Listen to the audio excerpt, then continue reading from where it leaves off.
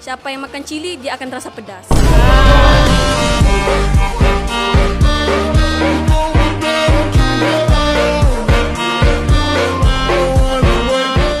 Kandas suruh kandas. Balas kejap boleh.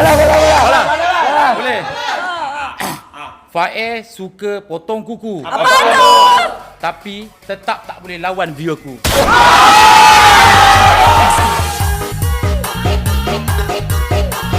Double kill.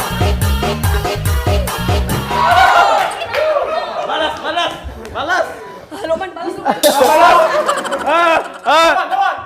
Aisyah masak nasi goreng. Tak sedap.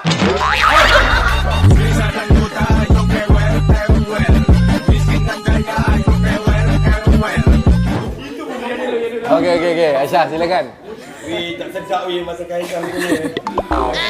Okey, dengan yang lupa aku harap bukan korang lah yang makan cili tadi tu. Panas ni.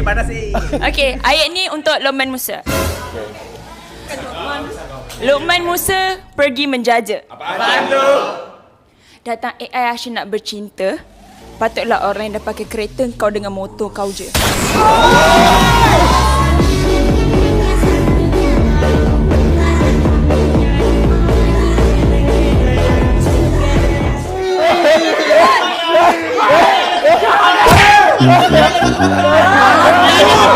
Siapa makan cili dia rasa pedas ah.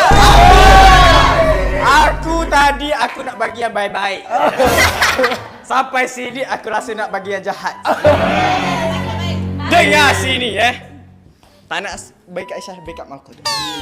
Malkodok. Ya. Jaga partnermu baik-baik ya.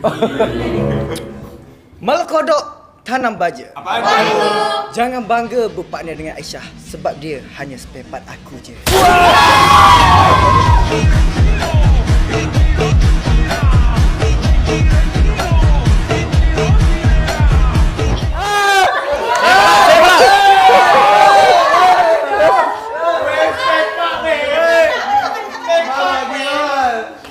Saya balas. Mal bayar.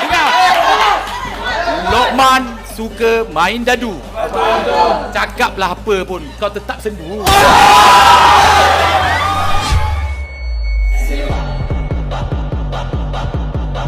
Triple kill.